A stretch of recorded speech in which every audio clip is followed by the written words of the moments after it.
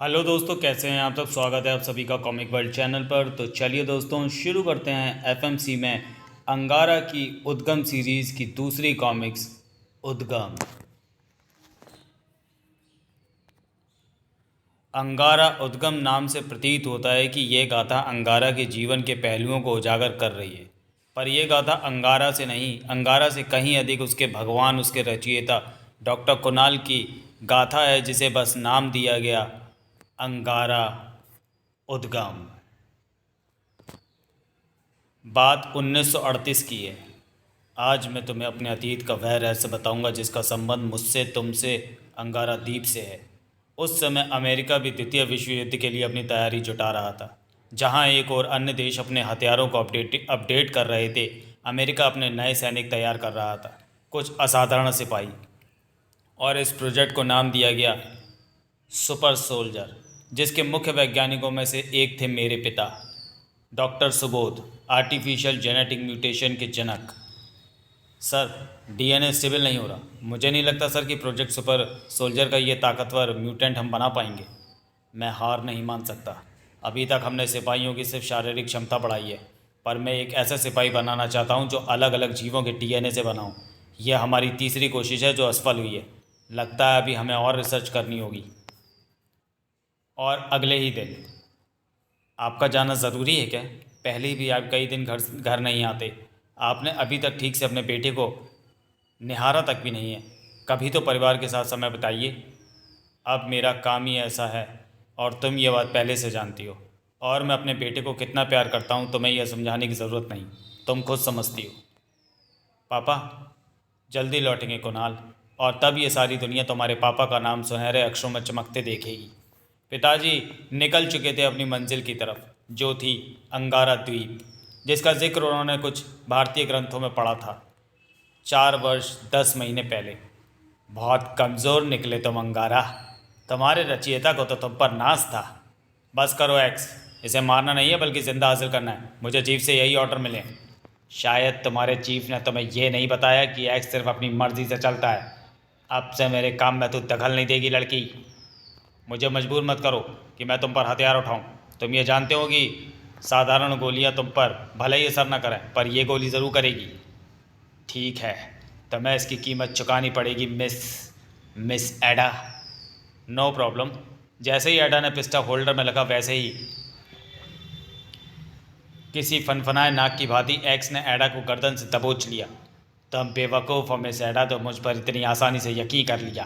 तुम शायद मुझे ठीक से जानती नहीं। अपने पहने नाखूनों से एक्स नोच ही डालता एडा को, तभी एकाएक चौंक उठा वह। तुम प्रेग्नेंट हो? एक के साथ एक फ्री।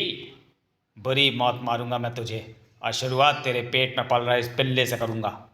बेशक एक्स ने जो कहा था वह कर डालता, पर वह कहते हैं ना कि जाको रा के साइयाँ मार सके ना कोई। आज एडा के लिए भी फरिश्ता बन गया था वह, जिसे लोग अंगारा के नाम से जानते हैं। अंगारा के सामने किसी मासूम की ज़िंदगी चली जाए तो थू है मेरे अंगारा होने पर। अपने अद्भुत बाहुबल का परिचय देते हुए एक्स जैसे ताकतवर शख्स को अपने हाथों पर उठा लिया था उसने, और एक झटके के साथ ही। और एक औरत पर हाथ उठाकर तो तूने वैसे ही अपनी मौत बुला ली है, भले ही वह मेरी भी दुश्मन हो। पर अंगारा औरतों का हमेशा सम्मान करता है। कड़ाक! एक्स की रीढ़ कड़ाक की आवाज़ के साथ टूट गई। अत्यधिक घायल होने की वजह से अंगारा भी अपने होश कायम नहीं रख पाया। पिताजी इस बात फ्लैशबैक पिताजी इस बात से अनजान थे कि कोई उनके खिलाफ गहरी साजिश कर रहा है। ये कौन हो सकते हैं डॉक्टर?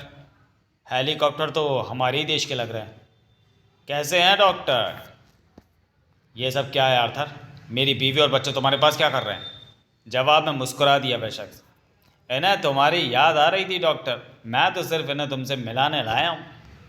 साफ साफ बताओ क्या चल रहा है तुम्हारे मन में? जवाब में मुस्कुरा दिया आर्थर। चलो सीधे मुद्दे पर आता हूँ। दरअसल मुझे प्रोजेक्ट सुपर सोल्जर को पूरी तरह मिटाने के आदेश मिले हैं, और इसके साथ सारे सबूत भी। सारे मतलब सारे।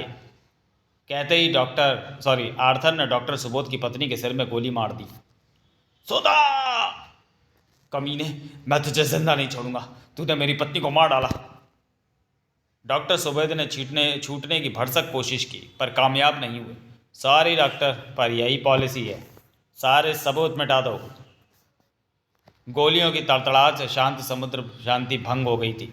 पर यह सब देखने के लिए आर्थर वहाँ रुका नहीं। इससे पहले वे जालिम मेरी और मेरे पापा की जान लेते, पापा मुझे लेकर पानी में कूद गए। फिर आप कैसे बचे? 4 वर्ष 10 महीने पहले अंगारा द्वीप पर हुई जंग में सैकड़ों जानवर और पक्षी मारे गए और जो बचे उन्हें कैद कर लिया गया, जिसमें अंगारा के कुछ बेहद अपने भी थे। अंगारा, मेरे बेटे, होश में आ। तुझे तुझे कुछ नहीं हो सकता। अब यह जल्द होश में नहीं आएगा। तू? हाँ बुड्ढे, मैं। आखिर पहचान लिया तूने मुझे। तभी अंगारा को भी होश आ गया। तू जिंदा कैसे? तुझे तो मैंने मार दिया था। मैंने कहा था ना, हम दोनों एक जैसे हैं, पर मैं तुमसे बेहतर हूँ। पूछ जरा इस बुड्ढे से। मन में उमड़ते कई सवालों के लिए डॉक्टर कुणाल की तरफ मुड़ा अंगारा। आप इसे जानते हैं डॉक्टर? हाँ। समय वर्तमान काल। चंद क्षणों में ही हमारा परिवार उजड़ चुका था। बहती हुई लहरों ने हमें अंगारा द्वीप के किनारे पर लापटका और जिंदगी की तलाश में जंगल की ओर चल दिए, भूख प्यास से बेहाल। होश आने पर पिताजी ने माँ को दफनाया। पिताजी एक ठोकर भी न सह पाए और हम बेहोश हो गए। होश आने पर एक रहस्यमय प्राणी सामने खड़ा था। इंसानों जैसा बोलता हुआ एक गोरिल्ला। एक गोरिल्ला, इंसानों की तरह बोलता एक गोरिल्ला। हाँ, पर बाद में पता चला कि वह एक ट्रांसलेटर यूज़ कर रहा था। भावनाओं को हर इंसानी भाषा में बदलने वाला एक ट्रांसलेटर। ना सिर्फ अपनी बात हमें समझा सकता था, बल्कि हमारी बात को समझ भी सकता था। इतना एडवांस ट्रांसलेटर 80 साल पहले, हाउ इज दैट पॉसिबल? पिताजी भी नहीं समझ पाए पहले, पर उस गोरिल्ला ने जो पिताजी को बताया वह तथ्य हैरान कर देने वाला था। तुम इंसानों को प्रकृति ने नहीं बनाया। क्या मतलब? तुम्हें देवताओं ने बनाया है। देवता जो आज से कुछ करोड़ साल पहले इस धरती पर आए। उन्होंने हमारी धरती को समझा, यहाँ के जीवों को समझा और फिर रचना की तुम इंसानों की। क्या मतलब? मैं कुछ समझा नहीं। गोरिल्ला ने अपने पीछे आने का इशारा करते हुए कहा, मेरे पीछे आओ। डॉक्टर सुबोध कुणाल को लिए उसके उसके उसके पीछे चल देते हैं। गुफा में थोड़ा आगे बढ़कर वह गोरिल्ला एक चट्टान के एक सिरे को घुमाता है और गुफा की दीवार 2 हिस्सों में बढ़ जाती है। गुफा की दीवार हटते ही सामने नजर आ रहा था समुद्र और उसमें एक गोल इमारत सी बाहर आ रही थी। असंभव, असंभव कुछ भी नहीं होता दोस्त। मेरे पीछे चले आओ। डॉक्टर सुबोध कुणाल को लिए गोरिल्ला के पीछे पीछे चलने लगे और उनके साथ साथ ही इमारत की ओर जाने वाले पायदान भी सिमटने लगे।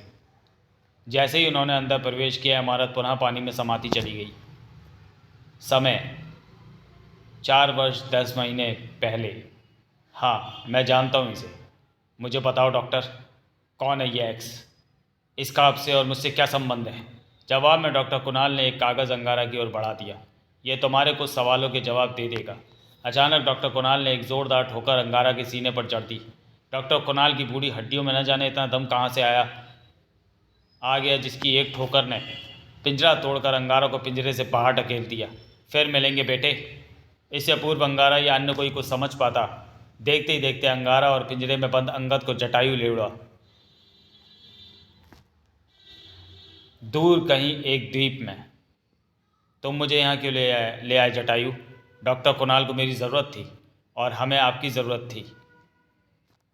कुछ सोचकर अंगारा ने डॉक्टर कुणाल का दिया वह कागज़ निकाला और उसकी तहें खोलकर उसका निरीक्षण करने लगा।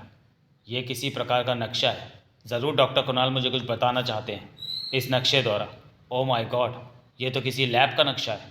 पर डॉक्टर कुणाल की लैब तो नष्ट हो चुकी है। ज़रूर ये किसी और लैब का नक्शा है। सन 1938, यहीं शुरुआत हुई थी तुम सबकी। अद्भुत। और हम सबकी। हालांकि मैं इतना दक्ष नहीं हूँ फिर कि अभी इसे तुम्हें समझा सकूं, पर तुम इंसान इसे समझ सकते हो, क्योंकि देवताओं के बाद एकमात्र तुम्हारी प्रजाति ऐसी है जो ये सब समझ सकती है। मैं जानना चाहूँगा ये सब।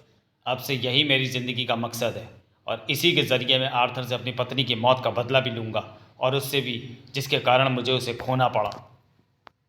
समय 4 वर्ष 10 माह पूर्व। अब अगर अंगारा के मन में चल रही शंकाओं का समाधान कोई कर सकता था तो वह थी वेल रानी। वेल रानी, तुम तो समुद्र से भली भांति परिचित हो। क्या तुमने अंगारा द्वीप और इस टापू के बीच कोई ऐसा स्थान देखा है जो शक के दायरे में आता हो? ऐसा तो मैंने कुछ नहीं देखा, पर हाँ, दोनों टापुओं के बीच समुद्र के अंदर एक बहुत बड़ी चट्टान है जो बहुत सख्त है। मुझे वह किसी खास धातु की प्रतीत होती है। मुझे वहाँ ले चलो वेल रानी, शायद वही हमारी मंजिल है। वेल रानी के मुंह में बैठकर उस अनजान सी चट्टान की ओर चल दिए दोनों। फ्लैशबैक। पिताजी ने वहाँ वर्षों वर्षों बिताए और जो कुछ वह समझ रहे थे उस पर यकीन करना मुश्किल हो रहा था। उम्र बढ़ने के साथ साथ मैं भी बहुत कुछ सीख रहा था। असंभव, इतने सालों में मैं जिस जवाब को खोज रहा था वह तो यही है। पर पिताजी, आप अलग अलग डीएनए को रीजनरेट क्यों कर रहे हैं? मैं एक ऐसा हथियार बना रहा हूँ जो अमेरिका से बदला लेगा, तुम्हारी मौत, तुम्हारी माँ की मौत का बदला। आप एक म्यूटेंट जीन्स जनरेट कर रहे हैं अलग अलग जीवों के डीएनए से, ताकि आप एक ऐसा शख्स बना सकें जो अमेरिका के खिलाफ जंग में आपका साथ दे। जवाब में वहशी मुस्कान उभरी पिताजी के चेहरे पर। एक शख्स नहीं, पूरी फौज। पिताजी एक जंग का ऐलान करना चाहते थे, पर मैं इसका कभी भागीदार नहीं बनना चाहता था। इसलिए नहीं कि मैं कायर था, बल्कि इसलिए क्योंकि मैं ज़िंदगी की कीमत को समझने लगा था। जंगल में पनप रही जातियाँ पिताजी के कारण खतरे में पड़ने वाली थी। पिताजी के कारण अंगारा द्वीप का रहस्य खुल सकता था, जिसका स्पष्ट मतलब था एक महाभयानक जंग। पर मैं पिताजी को रोकने में असमर्थ था। मैं अभी बच्चा था और मुझे बहुत कुछ समझना था। पिताजी मुझे हर रोज़ कुछ सिखा रहे थे। एक दिन मैं डीएनए की प्रोग्रामिंग को समझ रहा था कि तभी मेरी नज़र उस लैब की कुछ बहुत पुरानी फाइल्स पर पड़ी और मैंने वह वीडियो शुरू कर दी। वीडियो लाखों साल पुरानी थी। वे धरती के सामान्य जीव हैं। इनका भौतिक स्तर बहुत कमज़ोर है। शायद यहाँ कोई विकसित प्रजाति नहीं रहती। इस प्रजाति का बौद्धिक स्तर कुछ ठीक है। हमें इनके विकास पर ध्यान देना चाहिए। एक तरीका, हम चाहे भी इनका बौद्धिक स्तर ज़्यादा नहीं बढ़ा सकते, इनका डीएनए रीप्रोग्राम करने पर भी। एक तरीका है। क्या? अगर हम अपना डीएनए प्रयोग करें तो? DNA is combining process 99%। हम कामयाब हो रहे हैं। दोनों ही डीएनए जुड़ रहे हैं। हम कामयाब रहे। भ्रूण विकसित हो रहा है। सहसा ही वे वीडियो क्लिप्स देखते हुए पापा की आवाज़ सुन मैं चौंक उठा। क्या कर रहे हो कुणाल? आपने ये देखा? पिताजी ज़रा भी हैरान नहीं हुए। हाँ, मुझे सब पता है। इसका मतलब हमें प्रकृति ने नहीं बनाया।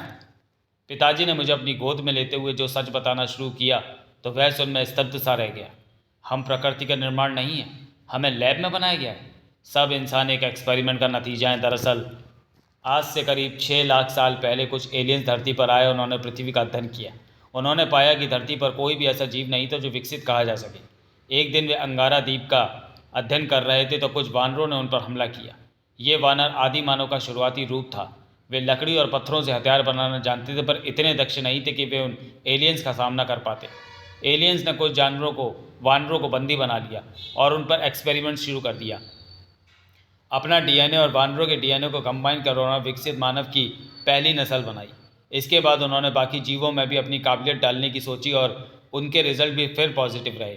उन्होंने विकसित जीवों के काफ़ी भ्रूण बनाए और जब वे पूर्ण रूप से बड़े हो गए तो उन्होंने उन्हें अंगारा द्वीप के पर ही छोड़ दिया। अपनी प्रजाति को के बाकी जीवों से संकरण कर उन्होंने अपने समक्ष समान क्षमता वाले अपनी नस्ल को बढ़ाया। एलियंस तो चले गए, मगर उनके बनाए ये जीव नहीं यहीं रह गए। एक पूरा टापू जो सामान्य जीवों से कई गुना ज़्यादा बुद्धिमान था। पर वक्त के साथ समुद्री सुनामी के साथ कुछ जीव और इंसान अंगारा द्वीप से दूर बह गए और उन्होंने अपने समान प्रजाति के सामान्य जीवों से संकरण किया। इससे उनका वंश तो चलता रहा, पर उनके विकसित जीन्स में अपरिपक्वता आने लगी और वे अपनी तीव्र बुद्धिमत्ता खोने लगे। मानवों के साथ भी यही हुआ और इस तरह आज के मानव का उद्गम हुआ। अगर ये मानव आज भी होते तो जो खोजें हम आज कर रहे हैं वे लाखों साल पहले हो गई होती। यहाँ के बाकी मानव कहाँ चले गए फिर? जाहिर है अपनी तेज़ बुद्धिमत्ता के कारण वे इस टापू से निकलने में कामयाब हो गए होंगे। उनमें से कुछ का उल्लेख तो प्राचीन ग्रंथों में भी मिलता है, जिन्हें आजकल हम सुपर ह्यूमंस कहते हैं। चलो बेटा, मुझे अभी कुछ और काम करने हैं। और पिताजी अमेरिका की मौत का सामान बनाने में पुनः जुट गए। पिताजी की अथक मेहनत का परिणाम सामने आया और पिताजी का एक सुपर सोल्जर तैयार हो गया, जिसे पिताजी ने नाम दिया था प्रोजेक्ट एक्स। एक्स का नाम सुनते ही अंगारा के चेहरे पर हैरानी के भाव उभर आए। एक्स? क्या एक्स को आपके पिता ने बनाया था? फिर वो इतना बुरा कैसे बन गया? कभी कभी बुराई हमारे जीन्स में होती है। एक्स के साथ भी शायद कुछ ऐसा ही था। एक्स बहुत तेज़ी से विकसित हो रहा था, पर पिताजी ने एक बात पर ध्यान नहीं दिया कि एक्स बहुत उग्र स्वभाव का था और पिताजी को ऐसे ही गुलाम की ज़रूरत थी। एक्स अपने मनोरंजन के लिए और ताकत के नशे में अंगारा द्वीप के जीवों को मारने लगा। 2 माह में ही वह पूरी तरह विकसित हो गया। अब तो वह पिताजी की अवहेलना भी करने लगा। इसी दौरान और भी भ्रूण विकसित हुए थे। जैसे जैसे वे बड़े हो रहे थे वे सब उग्र हो रहे थे। पिताजी ने अमेरिका की मौत का सामान तैयार कर लिया था। तुम्हें हिंसा पसंद है ना? सॉरी, मैं तुम्हारा कहना क्यों मानूं डॉक्टर? तुम्हें हिंसा पसंद है ना? पर यहाँ इन जानवरों को मारकर क्या फ़ायदा? मज़ा तो इंसानों को मारने में है। एक्स के चेहरे में विवशता नज़र आ रही थी और पिताजी की आंखों में बदला। लैब में गुप्त रूप से रखी एक एलियन शिप पानी को चीरते हुए बाहर निकली। पिताजी चल दिए थे माँ की मौत का बदला लेने। जंग छिड़ चुकी थी। अमेरिकन आर्मी कमज़ोर पड़ रही थी। पिताजी के बनाए दरिंदे दोषी और निर्दोषों में फ़र्क नहीं कर पा रहे थे। उन्होंने बस दरिंदगी सीखी थी, बेइंतहा दरिंदगी। पिताजी की आत्मा शायद मर चुकी थी। अब उनमें बचा था तो सिर्फ प्रतिशोध। पर यही इंतहा नहीं थी इस वहशीपन की। पिताजी का असली इंतकाम तो अभी बाकी था। आर्थर किसी सूखे पत्ते की भांति कांप रहा था। तो तुम जिंदा हो? हाँ, क्योंकि तुम भी तो जिंदा थे। और ये है तेरी मौत, एक्स। पिताजी का बदला पूरा हो चुका था, पर अब मौत का वह दूसरा रूप अब आज़ाद था और उसे नियंत्रित कर पाने की शक्ति अब पिताजी में भी नहीं थी। और शायद यही नींव थी उस प्रोजेक्ट की जिसे मैंने नाम दिया था प्रोजेक्ट अंगारा। क्रमशः। तो चलिए दोस्तों, वीडियो को यहीं समाप्त करते हैं और मिलते हैं अंगारा की उद्गम सीरीज़ की अगली कॉमिक्स अतीत में। तब तक के लिए धन्यवाद।